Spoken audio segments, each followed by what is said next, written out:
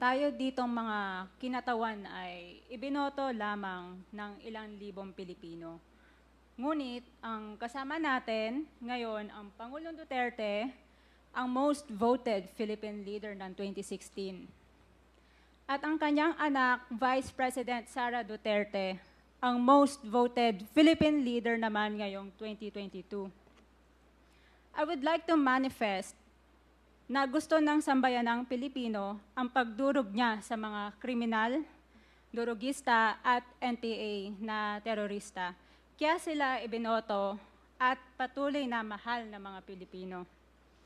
Kaya gusto natin ng patas na hearing. Sana sinama natin dito ang libo-libong mga magulang na ang mga anak ay biniktima ng mga durugista. Ang mga ordinaryong Pilipino na naglalakad galing trabaho, tapos sinaksak o pinatay ng adik, lahat ng mga kababaihan, na kahit pati infant na babae ay ginahasa na ng adik. Libo-libo rin ang kanilang mga magulang at mahal sa buhay na wala dito ngayon.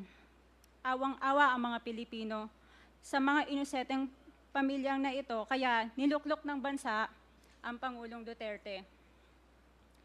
Ang drug war ng Pangulo ay policy lamang. Hindi ito natupad kung hindi ito pinondohan ng Kongreso ng 6 na taon.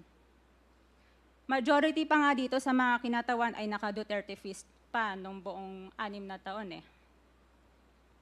Ang Duterte Youth Party List po ay patuloy na naninindigan sa Pangulong Rodrigo Duterte at pangalawang Pangulo, Sara Duterte, na naglingkod ng maayos, dumurog sa mga durugista, kriminal at NPA na terorista para proteksyonan ang milyon-milyong Pilipino.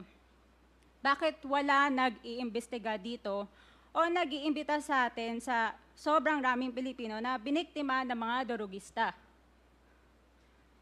And lastly, sa mga kongresista na kaalyado ng mga NPA, mahiya naman tayo sa topic ng pagpatay dahil kayo mismo, hindi kayo nagsasalita sa pagpatay ng NPA sa mga pulis, sundalo at mamayang Pilipino.